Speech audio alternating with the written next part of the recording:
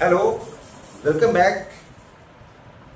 आज हम लोग मैथमेटिक्स में एक चैप्टर है एक्सपोनेंट, उसके बारे में हम लोग कुछ जानकारी हासिल करेंगे। एक्सपोनेंट होता क्या है, उसको हम लोग कैसे डिफाइन कर सकते हैं, उससे रिलेटेड क्वेश्चंस को हम लोग कैसे सॉल्व कर सकते हैं।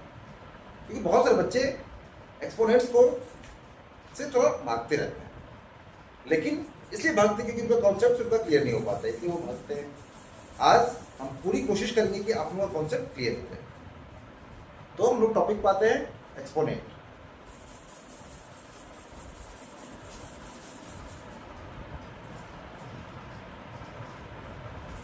एक्सपोनेंट, यदि आप लोग इस चैनल पर नए हैं तो प्लीज आप लोग इस चैनल को सब्सक्राइब जरूर करिएगा और इस वीडियो में एंड तक बने रहिएगा, क्योंकि एंड तक बने रहेंगे तभी आपका कॉन्सेप्ट क्लियर हो पाएगा। क्योंकि बीच में स्किप करने में क्या होता है ना, वो कॉन्सेप्ट हमारा क्लियर नहीं हो पाता है। इसलिए प्लीज आप लोग एंड तक बने रहिएगा। तो हम लोग टॉपिक पाते हैं क्या, एक्सपोनेंट। एक्सपोनेंट होता क्या है? तो exponent is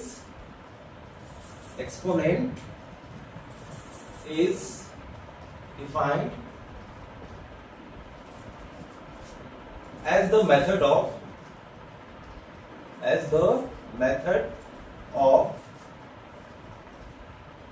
expressing large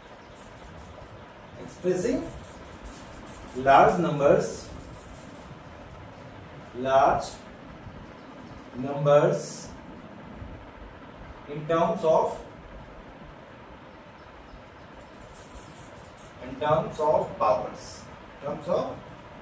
powers।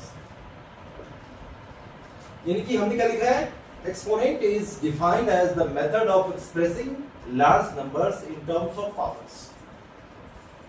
Exponent को कैसे डिफाइन कर सकते हैं? एक्सपोनेंट ऐसा मेथड है कि जिसमें हम क्या करते हैं, लार्ज नंबर्स को पावर्स में एक्सप्रेस करते हैं। जैसे फॉर एग्जांपल क्या हो सकता है,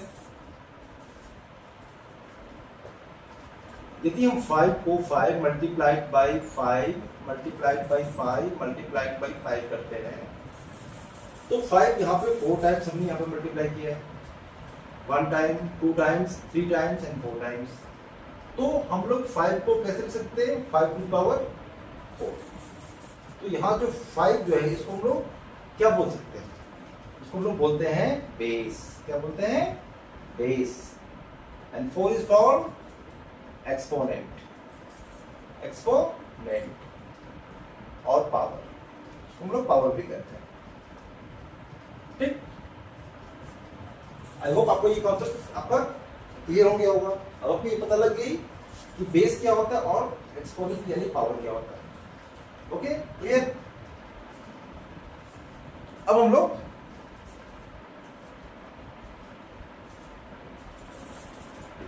आगे जाने की कोशिश करते हैं। इसके आगे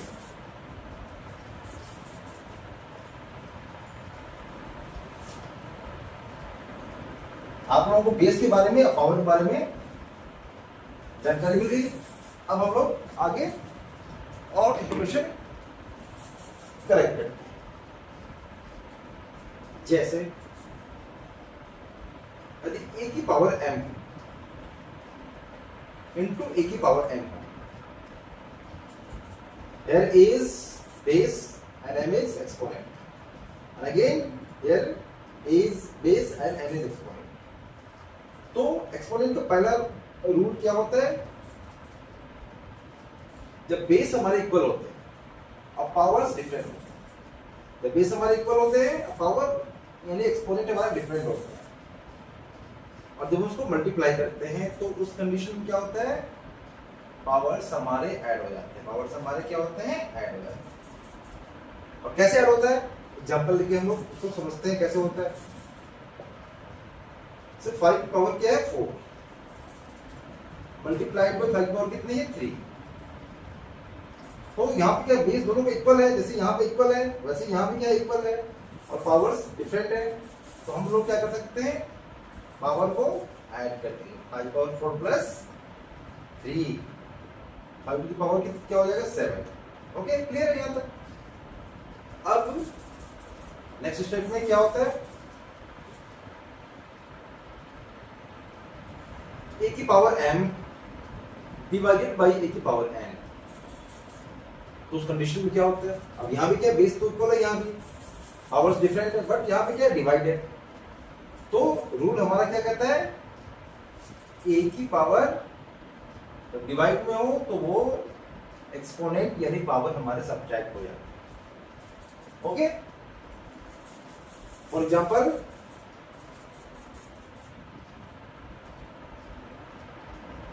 5 पावर क्या है? 100 डिवाइडेड बाई 5 पावर 99, 5 पावर 99। अब बच्चे सोचेंगे 5 पावर 100 यार, 5 को हम 100 टाइम्स कैसे मल्टीप्लाई कर सकते हैं? ये तो इम्पॉसिबल है। करते करते करते करते कॉपी बढ़ जाएगी, लेकिन फिर भी हमारा कैलकुलेशन खत्म नहीं होगा। लेकिन मैथमेटिकल रूल्स जो होते हैं ना, वो हमें इम्पॉसिबल को भी पॉसिबल करके दिखाती है। कैसे? देखिए, हमने ये पढ़ा है कि जब बेस इक्वल होते हैं और पावर्स डिफरेंट होते हैं और डिवाइड के फॉर्म में होता है, तो क्या करते हैं हम लोग? पावर को सब्ट्रैक्ट करते हैं, पावर को सब्ट्रैक्ट। तो 100 minus 99 is equal to 5 power 1। कितना इजी कैलकुलेशन है, इसको तो हम लोग इजीली समझ सकते हैं कि कैसे हम लोग लार्ज नंबर्स को पावर्स में एक्सप्रेस कर सकते हैं। That is called exponent. This is the power of exponent. Now a की पावर n और इसकी भी पावर n, यानी ए की पावर m हो और इसके ऊपर भी क्या एक पावर, तो उस कंडीशन में क्या होता है? पावर्स मल्टीप्लाई हो जाते हैं। पावर्स क्या होते हैं? मल्टीप्लाई। ए की पावर m इंटू n, ए की पावर क्या हो जाएगा? mn। ओके, एग्जाम्पल देख लेते हैं। 4 पावर 3 तो कितनी है? 2। तो क्या होगा? यहाँ पे पावर्स मल्टीप्लाई हो जाएंगे। 4 की पावर 3 मल्टीप्लाइड बाई 2, 4 की पावर क्या हो जाएगा? 6। आई होप ये कॉन्सेप्ट आपका क्लियर हो चुका होगा। अब हम लोग नेक्स्ट टॉपिक पर आते हैं। ओके, क्लियर है ये?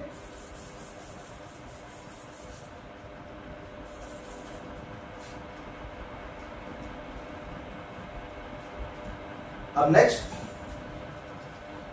ए की power m multiplied by B की पावर m। यहां तो बिल्कुल, यहां पे क्या अपोजिट है? यहां तो बेस डिफरेंट है और पावर्स यहां पे इक्वल है, तो उस कंडीशन में हम लोग क्या करते हैं?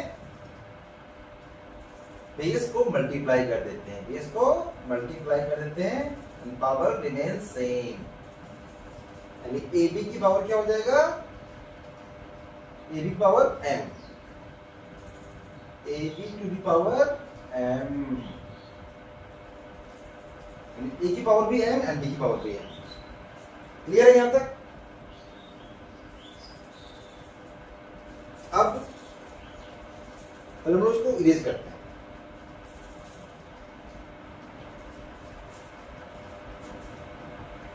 आप लोग प्लीज को नोट डाउन जरूर कर लीजिएगा।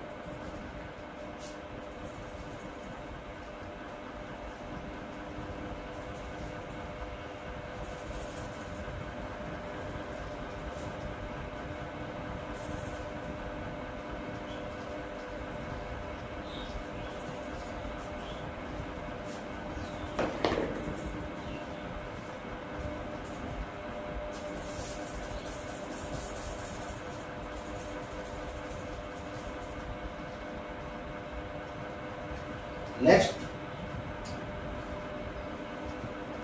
यदि ए की पावर 0 क्या हो? ए की पावर 0, तो उसकी वैल्यू क्या होती है? उसकी वैल्यू क्या होती है? 1। कोई भी नंबर हो, उसकी पावर यदि 0 हो तो उसकी वैल्यू क्या होती है? 1। कोई भी नंबर। ओके, क्लियर है? अब नेक्स्ट क्या होता है? यदि इफ ए की पावर माइनस n हो, क्या हो? माइनस n, तो पावर्स तो कभी नेगेटिव नहीं होते हैं, उसे हमें क्या करना पड़ता है? पॉजिटिव करना पड़ता है। तो पॉजिटिव का हम लोग कैसे करेंगे? तो पॉजिटिव जब इसका करेंगे तो ये इसका क्या हो जाएगा, रेसिप्रोकल। क्या हो जाएगा, रेसिप्रोकल, यानी कि जो न्यूमरेटर है वो क्या बन जाएगा, डिनोमिनेटर, और जो डिनोमिनेटर है वो क्या बन जाएगा, न्यूमरेटर। और जो पावर्स हमारे क्या हो जाएंगे, वो पॉजिटिव फॉर्म में कन्वर्ट हो जाएंगे, यानी 1 की पावर 1 अपॉन में e की पावर m। फॉर एग्जाम्पल 6 की पावर -3 हो तो उसको हम लोग कैसे एक्सप्रेस कर सकते हैं, 1 अपॉन में 6 की पावर 3। कितना हो गया, 1 अपॉन में 216, 6 मल्टीप्लाइड बाई 6 मल्टीप्लाइड बाई 6 कितना हो गया, 216। क्लियर है यहां तक?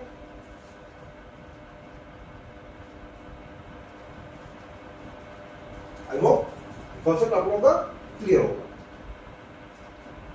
अब नेक्स्ट स्टेप पे आते हैं, हम लोग क्या आते हैं,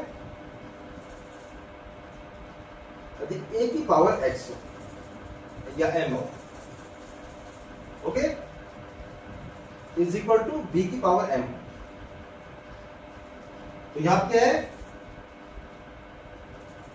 पावर्स तो इक्वल है बट बेसिस आर डिफरेंट।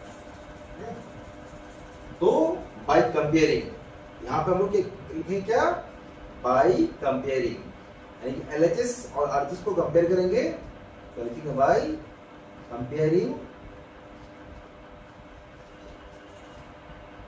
तो जब पावर्स इक्वल होते हैं तो बेस भी इक्वल होता है, यानी A is equal to B। जब पावर्स इक्वल होते हैं तो बेस भी हमारा क्या होता है, इक्वल होता है। जैसे फॉर एग्जांपल लेते हैं 4 की पावर क्या है, x है,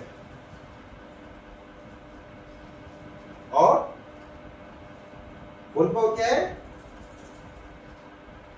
x, और y की पावर क्या है, ये भी x है। तुमने ये देखा ना कि जब बेस इक्वल होते हैं, जब पावर्स इक्वल होते हैं तो बेस भी हमारे क्या होते हैं, इक्वल होते हैं। तो देयरफॉर y की वैल्यू क्या हो जाएगी, 4। जानते हैं क्या, बाय कंपेयरिंग, बाय की प्रॉपर्टीज हमें मेंशन करना है, बाय कंपेयरिंग। ओके, क्लियर है? और सेम हम लोग क्या कर सकते हैं इसको, यदि a की पावर क्या हो, m हो, और a की पावर n हो, तो यहां पे क्या है, बेसिस यहां पे इक्वल है और एक्सपोनेंट क्या है, डिफरेंट है यहां पे। तो यहां भी हम क्या करेंगे, बाय कंपेयरिंग, बाय कंपेयरिंग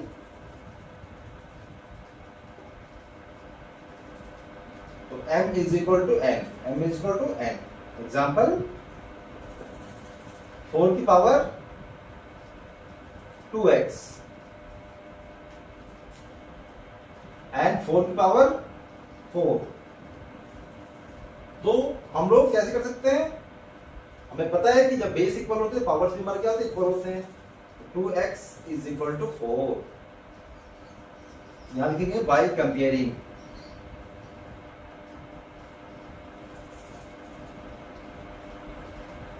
तो 2x is equal to 4, therefore x की वैल्यू क्या हो जाएगी, आपको ये पता है ना, जब LHS में इस साइड में क्या हो, ये मल्टीप्लाई के फॉर्म में हो, तो उसको जब हम RHS में ले जाते हैं तो क्या होता है, वो मल्टीप्लाई का डिवाइड हो जाता है, यानी जो कांस्टेंट टर्म जो होगा वो यहाँ पे आके क्या होगा, डिवाइड हो जाएगा।